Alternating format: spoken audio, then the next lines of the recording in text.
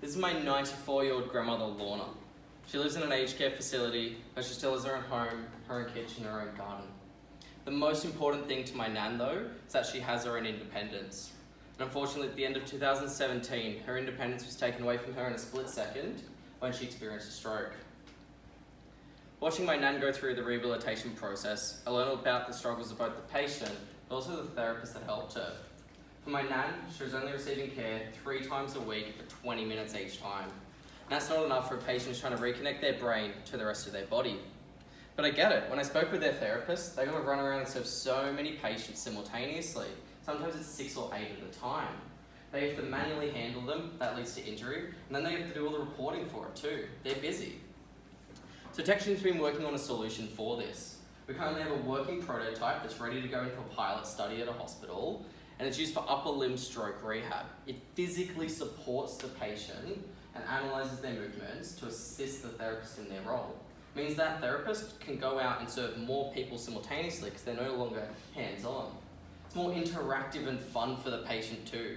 Instead of just being told to lift your arm above your head 1,000 times or just move back and forth, you're interacting with a functional game that's going to help you return home.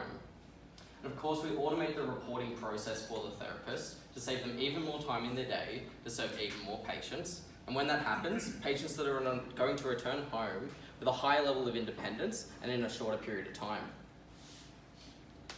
Now, stroke is a great market to start in for my own personal reasons, but it's also a $150 billion industry globally, and that's just across developed countries. Past this, we want to move into other industries though. This is just the landing pad. It goes into post-orthopedic surgery, cerebral palsy, spinal cord injury, and other disabilities. The list is massive. To be successful, we'll sell our product to rehabilitation centres, hospitals, and private clinics for $90,000. An additional $8,000 a year will be providing them with training, servicing, and updates of the machine, including fantastic new games. I want to tell you why we're different from our competitors though.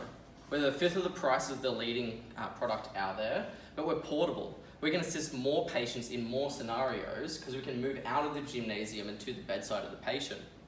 We improve accessibility by only needing minimal supervision.